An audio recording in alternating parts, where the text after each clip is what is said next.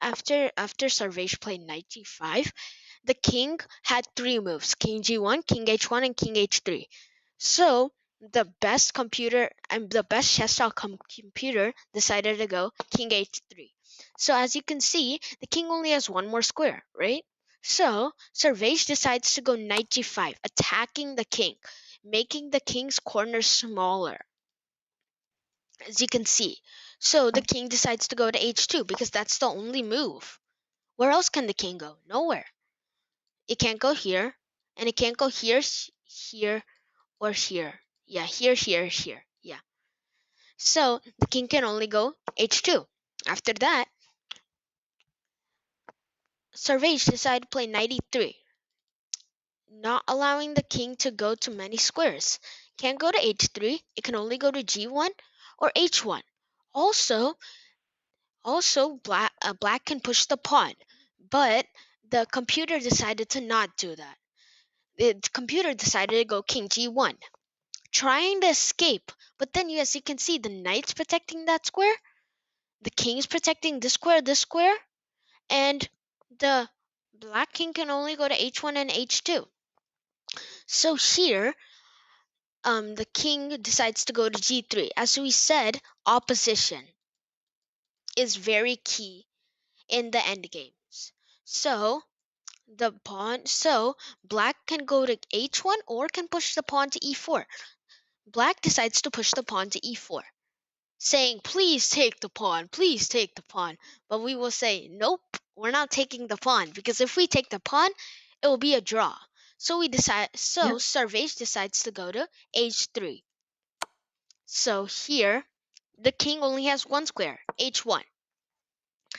So now Sarvesh decides to go to knight f4, because Sarvesh can go to knight f2, can go to f2, but then the king would just move here. And now what are you gonna do? You're obviously not gonna take the pawn, right?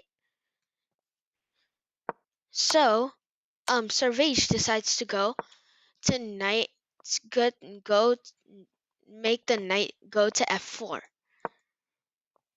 So from here, the king only has one square because the pawn can't move and the king can only move to g1. So the king decides to move to g1. And here, the knight can go to h3. But didn't that just happen? Why would the knight go to h3 again? So the knight decides to go to e2. Now, still minimizing the amount of squares, it can only go to h1. But you should always be very careful. Don't always block the pawn. We should always give the pawn some space. But in this particular position, it's fine. So the king goes to h1. Now, Sarvesh decides to go to g4. Why do you decide to go to g4, Sarvesh? Because you have to triangulate the king. You have no moves. If for instance you decide to go to g4, trying to come to f2 and give checkmate, don't forget the pawn can push to e3, covering the f2 square. And you have no moves. You're forced to capture the e pawn actually, and capturing the pawn always leads to stalemate. So you have to triangulate the king and make it your opponent's move in this position.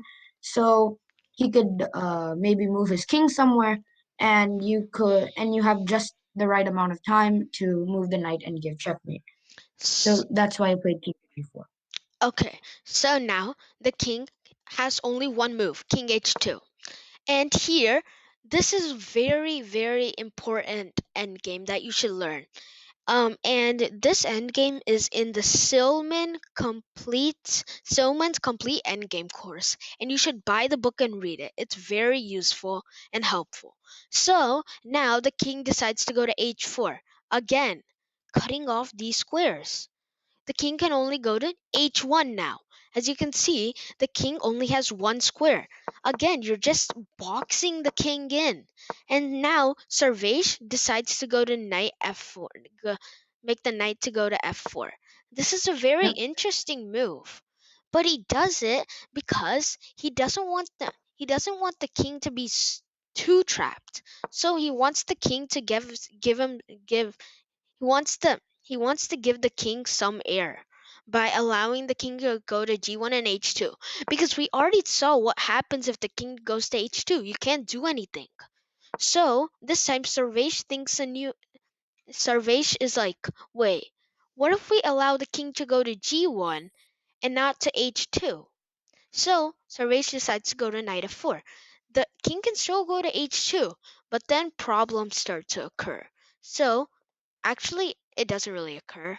Um, but like, it's not really good because the knights are rerouting and making progress. So after the king goes to h1, h2, the king goes to g4, and here the king goes to h1.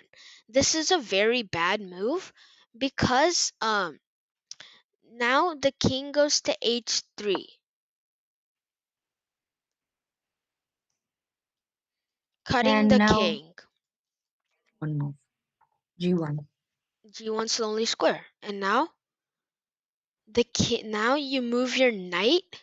No, you go king To the g3 king. again, opposition. But as you can see, last time there was opposition too here. But look at the difference of the knight placement now. They're different, right? So instead here, after king g3, the the black king could only go to h1.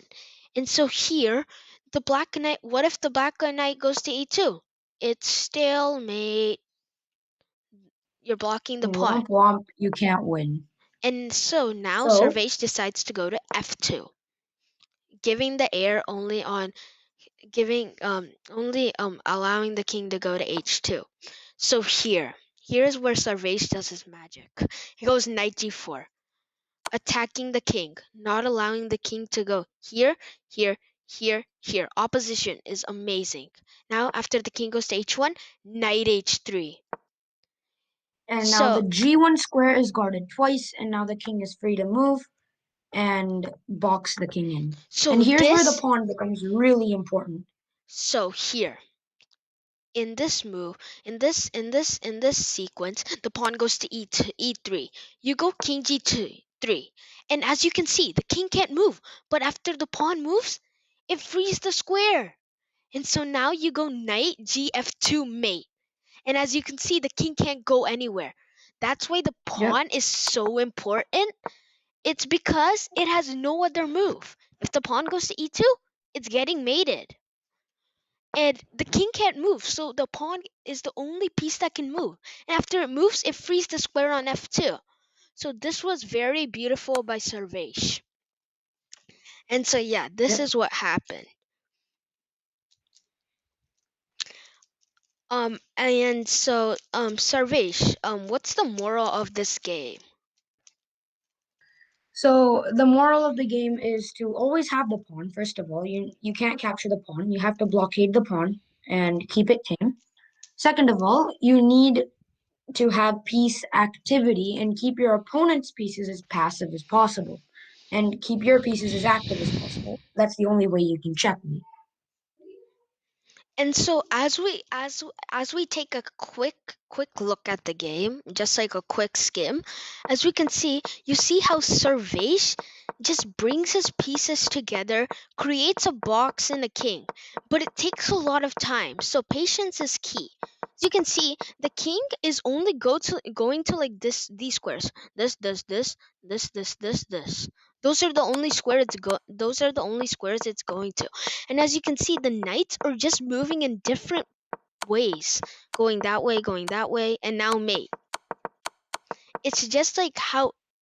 So this time you shouldn't like always trade your knights away because they might be super tricky when the other person's in time trouble. Yep. So yeah. Also, everyone follow Sarvesh ST on chess.com and hope you enjoyed the video. Bye. Yep. And please Bye, subscribe guys. to Perfect Play Chess. Bye.